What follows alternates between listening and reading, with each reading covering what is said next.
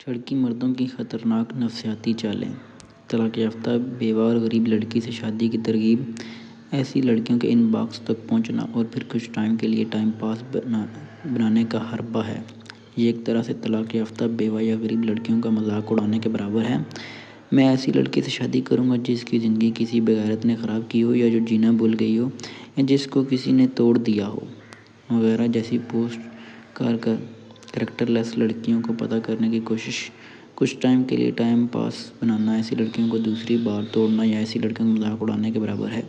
شوہر کو دیکھیے کتنا ٹائم ہوگا والی پوسٹ سے ایسی عورتوں کا سراغ لگایا جاتا ہے جو شوہر کو بغیر تنخواہ زندگی گزارتی ہیں، اپنی لائف سے خوش نہیں، یا جن کے شوہر آؤٹ آف کنٹری ہیں۔ ان کے ان باکس تک پہنچ کر کچھ ٹائم کے لیے ٹائم پاس بنانا ہے۔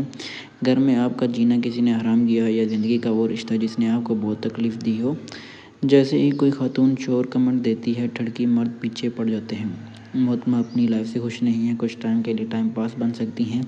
یاد رہے، جو لڑکیاں یا خواتین جو اپنی زندگی سے خوش ہوتی ہیں، ان کو شکار کرنا بڑا مشکل کام ہے۔ آسانی سے دھوکہ نہیں کھاتی ہیں۔ جن کا تعلق اپر کلاس فیملیز سے ہوتا ہے وہ پیار محبت تو کرتی ہیں، مگر اپنے جیسے کلاس کے لوگوں سے یا 2 کی ٹھڑکی ان کے کام کے نہیں ہوتے۔ اس لیے مرد دھوکہ دینے کے لیے دکھی لڑکیوں کا انتخاب کرتے ہیں۔ ایسی لڑکیاں جو اپنی زندگی، اپنے گھر، اپنے ماحول اور اپنی ذات سے خوش نہ ہوں، کیونکہ دکھی لڑکیوں کا دھوکہ دینا بہت آسان ہوتا ہے۔ طلاق یافتہ بیوہ، داغدار یا غریب لڑکیاں ان کا نشانہ بنتی ہیں۔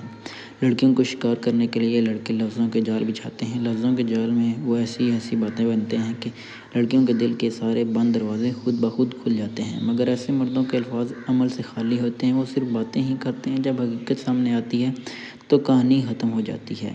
لہٰذا ایسے مردوں سے خود کو بچائیں۔ اس طرح کی